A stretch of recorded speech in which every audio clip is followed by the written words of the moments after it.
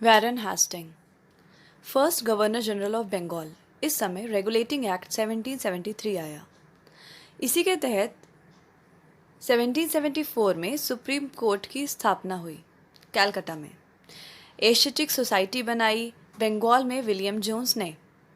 Pitt's India act 1784 आया। Warren Hastings को ये एक्ट पसंद नहीं आया क्योंकि ये रेगुलेटिंग एक्ट की खामियां पता करने के लिए था, तो ये रिज़ाइन करके इंग्लैंड चले गए। इनके ऊपर इम्पीचमेंट भी चलाया गया, लेकिन बाद में आरोप हटा दिए गए।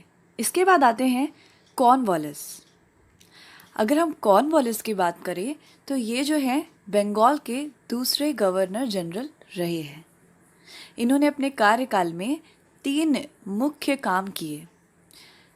3 important works in his tenure. तो ये जो 3 काम थे, ये कौन कौन से काम थे? इसमें से सबसे पहला है सिविल सर्विसेज, दूसरा है पुलिस और तीसरा है परमानेंट सेटलमेंट। तो बहुत सारे पुलिस स्टेशन खोले इन्होंने, बहुत सारे पुलिस कर्मियों को, पुलिसमैन को भर्ती किया। और इसके बाद हम जो है इसको डिटेल में जानेंगे कि सिविल सर्विसेज और परमानेंट सेटलमेंट क्या होता है या कैसे किस तरीके से काम किया।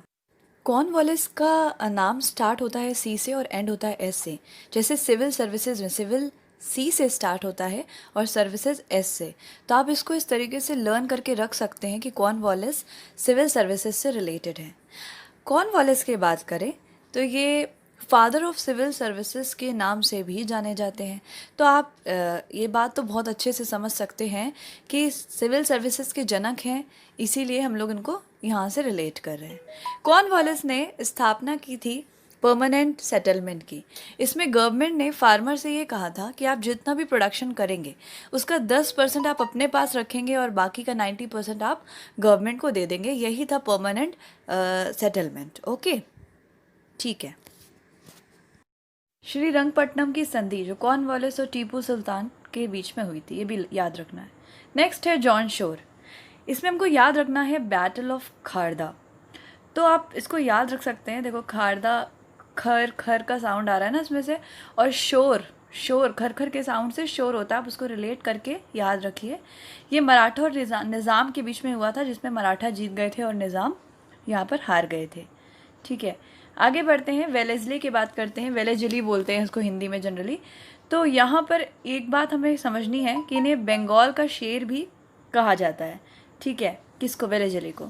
इन्होंने 4 इंपॉर्टेंट काम किए थे अपने कार्यकाल में, टेन्योर में। सबसे पहला था सब्सिडरी अलायंस, ठीक है, सहायक संधि जिसको कहते हैं। अगला है ट्रीटी ऑफ बसेन और एंग्लो मैसूर वार। एक काम इन्होंने और किया था, इन्होंने बैन कर दिया था प्रिंटिंग प्रेस को। तो सब्सिडरी अलायंस बेसिकली सबसे पहले स्टार्ट किसने किया? ये डुप्लेक्स ने किया था, जो कि एक फ्रांसीसी गवर्नर था, लेकिन उन्हीं से चीटिंग करके वेलेजली ने इसको इम्प्लीमेंट कर दिया। ट्रीटी ऑफ बसेन साइन हुई। और एंग्लो मैसूर वॉर, ये बहुत इंपॉर्टेंट है क्योंकि ये फिर टीपू सुल्तान के साथ हुआ था और ये चौथा वॉर था जो अंग्रेज़ों और टीपू सुल्तान के बीच हुआ, और इसी वॉर में टीपू सुल्तान मारा गया था।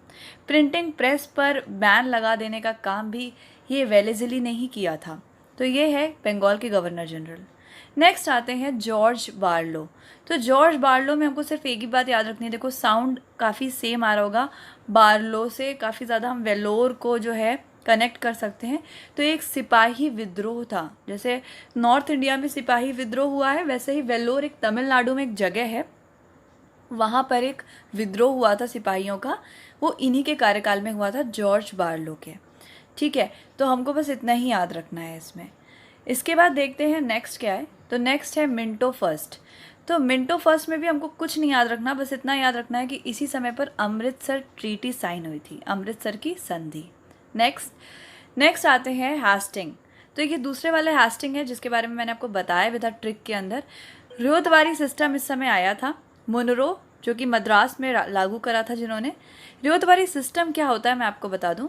रियोतवारी सिस्टम में बीच में मिडलमैन्स को हटा दिया गया था और फार्मर्स और अंग्रेज़ों के बीच में डायरेक्ट एक कांटेक्ट हो गया था। जो भी किसान जो भी अमाउंट देने में सक्षम नहीं होता था, सरकार उससे उसकी ज़मीन ही छीन लेती थी। मैंने सारी ट्रिक के with in governor generals cover किए हैं। अगर आपने वो वीडियो नहीं देखा है तो मैं डिस्क्रिप्शन में उसका लिंक दे रही हूँ, आप उसे विज़िट कर लीजिए, क्योंकि अगर आप उसे देख लेंगे तभी आपको ये समझने में ईजी होगा। नहीं तो ये बहुत प्रॉब्लमेटिक है कि लाइन से हम सबके नाम को लर्न करें, है ना। तो नाम से ज़्यादा नाम इम्पॉर्टेंट है, नाम याद होगा तो फिर हम रिलेट कर पाएंगे कि उनका काम क्या होता है। ठीक है, तो यही है आज के लिए।